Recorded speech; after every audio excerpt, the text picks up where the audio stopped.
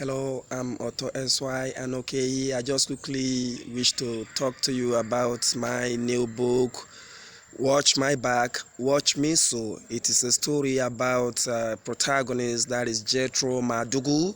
Jethro has been dreaming to study aeronautic engineering in Nigeria, and along the line his father make him to fall into scheme of things where in Nigeria you help children to attain success at all cost, even if it is gonna be of a negative consequence in the long run. So realizing that there is none of the Nigerian university that were even offering courses related to that, or train somebody who can become aeronautic engineer. None of the university were taking that courses.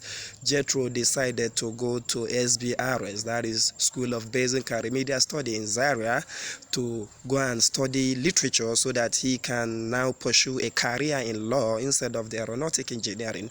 But in order not to disappoint his parents, he told his father that he was going to the SBRS to learn more of the sciences so that he can be suitable enough to study aeronautic engineering. So while he was there, he has a grandfather at Zaria. He used to stay there while he go to lectures at ABU, where the SBRS program is being conducted. So there was a certain day when his parents visited the grandparent at Zaria, and then Jethro decided to follow them to Kano to go and spend some time. On their way at Konandangora in Kano State, they had a fatal accident, and it was only Jethro and his uncle Garba, who live at Enugu as a non-academic staff at the University of Nsukka, survived. Jethro lost his father, mother, and two sisters during that fatal accident. Upon completing his literature study, and he wrote jam, he was able to gain admission into studying law. Then his uncle now decided to relocate him to Enugu. So the first day at Enugu, he now realized the differences in culture. Just like in the north, when you wake up in the morning, you hear the azam calling Salat, calling everybody to prayer. But in the Enugu and all those eastern part of Nigeria, it's quite different.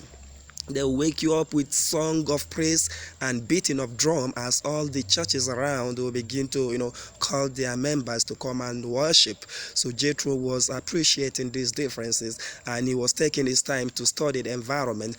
Then he make encounter with Emeka. Emeka now start to influence him that he has to belong to a group, that he cannot be an island here. He has to belong to a group. If not, life in Enugu will be too boring and difficult for him.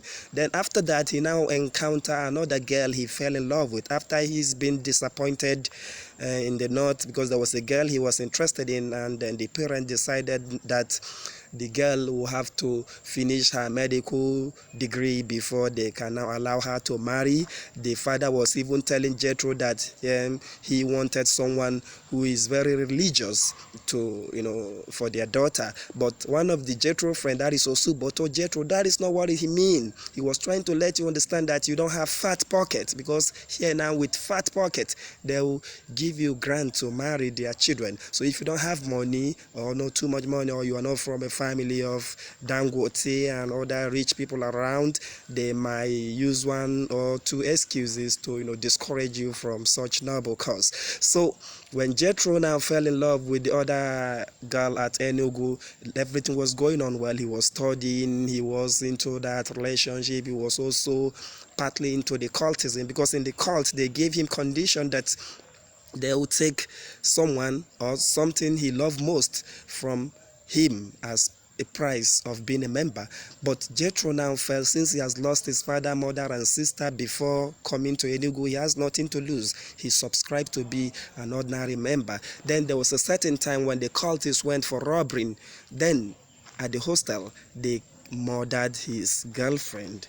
Jethro couldn't take it. He was devastated, and then he decided to avenge her death by burning all the cultists that converge at their ritual places that very moment. So then after this, Jethro will have to leave Enugu. He told his uncle what he did. Then he decided to visit one of his other uncle at Lagos. On his way to Lagos, he met other challenges that even led him to spend more than 7 days in the forest, start experiencing a lot of difficulty. But in the long run, he was able to find some precious stones along his way, and then he was able to make it to Enugu. By the time he narrated his ordeal to his uncle, then with that precious stone, there is hope that Jethro is gonna have a good life despite all the predicament he has went through, all the challenges. So I call you all to try to grab the copy of Watch My Back, Watch Me Soar, and see how my pen was able to explain the main character, and then your review and contribution will be highly appreciated. I'm your XY Anokehi from Nigeria. Happy reading. Watch my back, watch me so. Great.